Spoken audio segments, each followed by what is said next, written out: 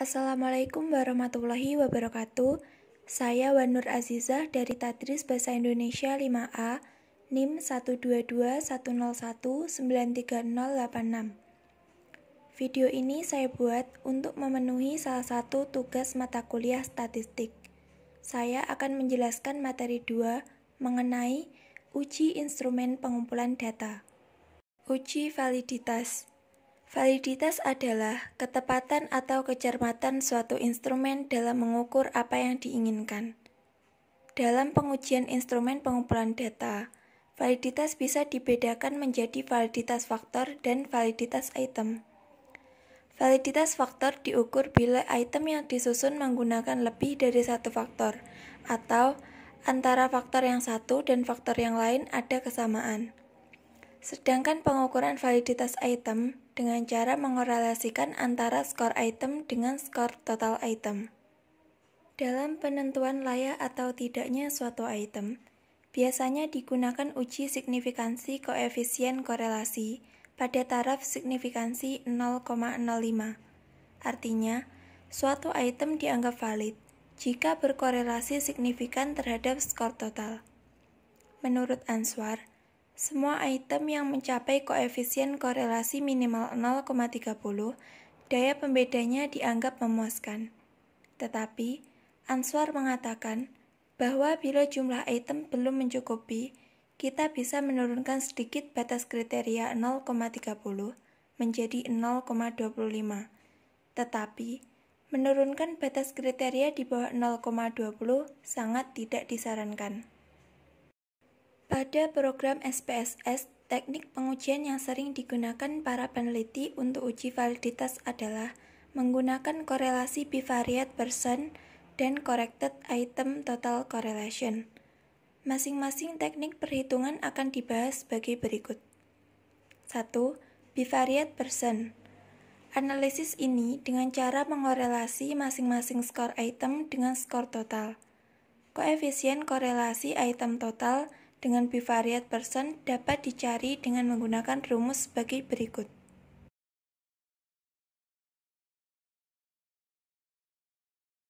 Contoh kasus. Seorang mahasiswa bernama Andi melakukan penelitian dengan menggunakan skala untuk mengetahui atau mengungkap prestasi belajar seseorang. Andi membuat 10 butir pertanyaan dengan menggunakan skala Likert, yaitu angka 1. Sangat tidak setuju, 2. Tidak setuju, 3. Setuju, 4. Sangat setuju. Setelah membagi skala kepada 12 responden, didapatlah tabulasi data-data sebagai berikut. Untuk yang pertama, kita buka aplikasi SPSS 16 ini. Di sini akan muncul dua tampilan layar yang disediakan, yakni data view dan variable view. Klik variable view pada SPSS Data Editor. Nah, ini sudah ada di variable view. Kemudian, pada kolom name, ketik item 1 sampai 10. Di sini, item 1 sampai 10. Kemudian yang terakhir, ketikkan skor tot atau skor total. Item 1. Jangan lupa dikasih underscore.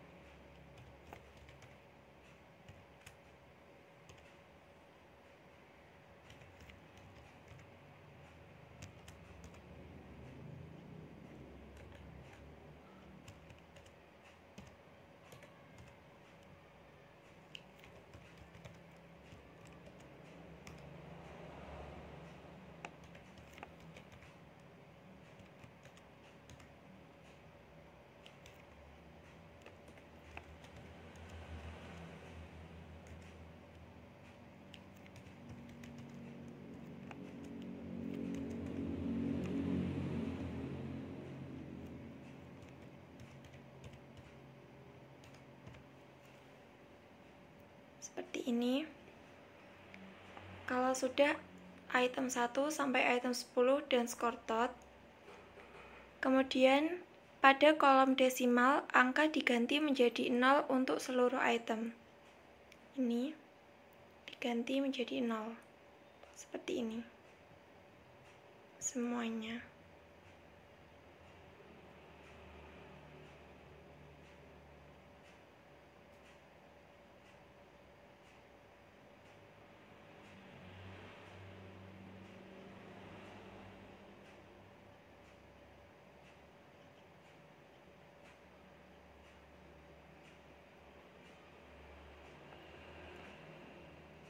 Kemudian sekarang kita beralih ke data view. Nah, akan muncul item 1, item 2, item 3, item 4 dan seterusnya sampai skor tot. Kemudian ketikkan data sesuai dengan variabelnya untuk skor total dan ketikkan total skornya di sini.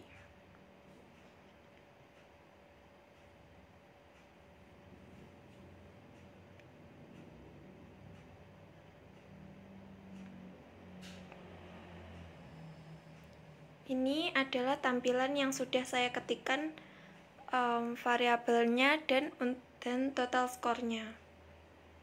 Setelah semuanya terisi, kita blok semuanya datanya. Kemudian pilih analis. Ini. Pilih yang korelat. Kemudian bivariate akan muncul seperti ini. Untuk item 1 sampai dengan skor tot ini kita pindahkan ke variabel. Begini. Semuanya.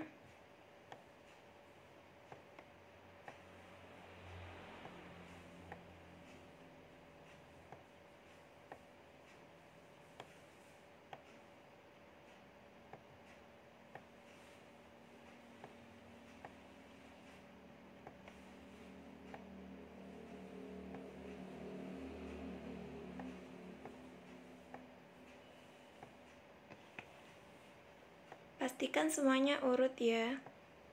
Kemudian kita klik OK.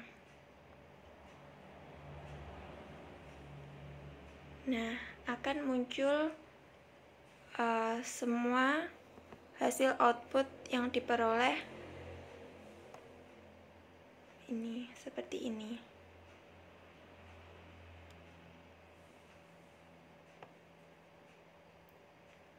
Correlation variabel item 1, item 2, item 3, item 4, item 5, item 6, item 7, item 8, item 9, item 10, dan skor totalnya. Semuanya di sini.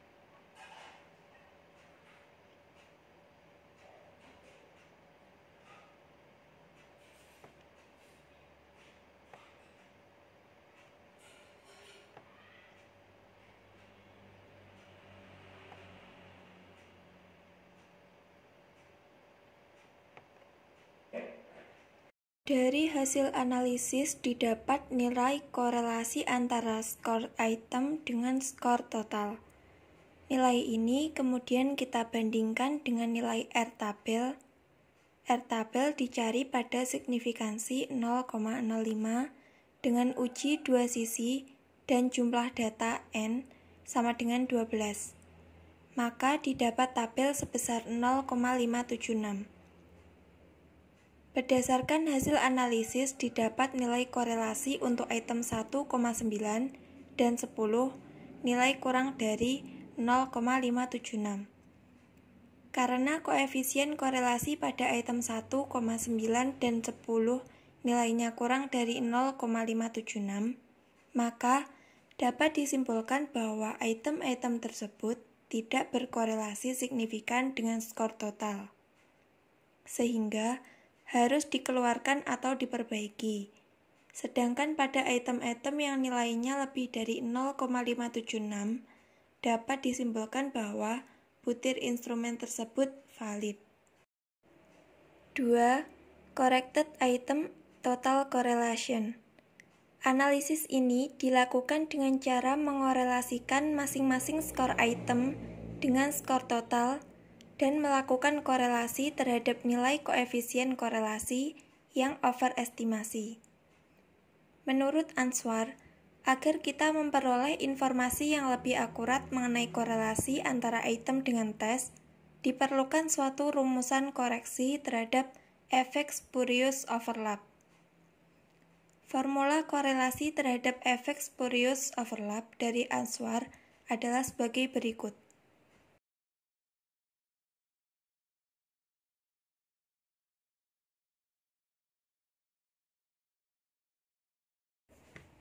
Sebagai contoh kasus, kita menggunakan contoh kasus dan data-data pada analisis produk momen di atas. Untuk langkah-langkahnya, langkah pada program SPSS yang pertama, saat kita menganalisis dengan corrected item total correlation, pertama kita buka dulu aplikasi SPSS 16-nya. Kemudian di sini akan muncul dua tampilan layar. Yang pertama data view seperti ini, yang kedua variable view seperti ini. Baik, yang pertama kita ke variable view dulu. Di sini ada kolom name. Pada kolom name ini kita ketik item 1 sampai dengan 10 ke bawah ya. Item 1 sampai 10. Jangan lupa dikasih underscore.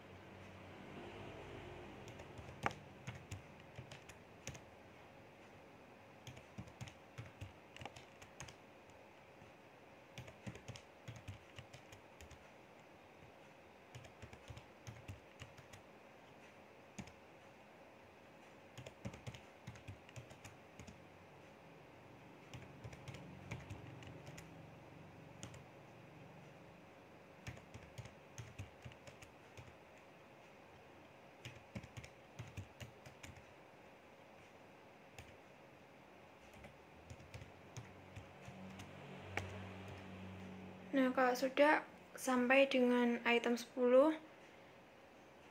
kemudian untuk kolom desimal ini semua diganti menjadi 0. Seperti ini. 0 semua.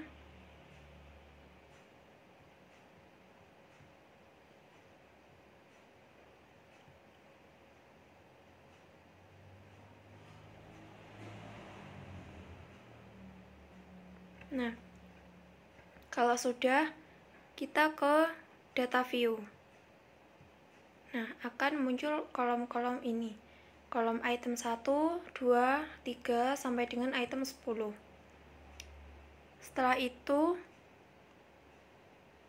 ketikkan data sesuai dengan variabelnya. Ini saya paste dari data variabel yang sudah saya ketik di sebelumnya. Seperti ini semuanya. Setelah itu kita blok. Ini semua datanya. Kita pilih ke pilihan analis. Kemudian pilih yang scale. Kemudian yang reliability analysis. Muncul dua kolom. Yang satu kolom item ini. Dan kita item 1 ini dipindah ke items, kolom items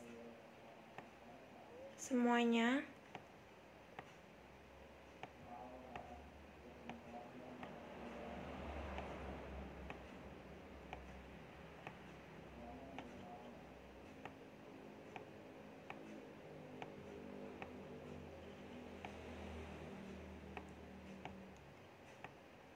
Usahakan urut ya.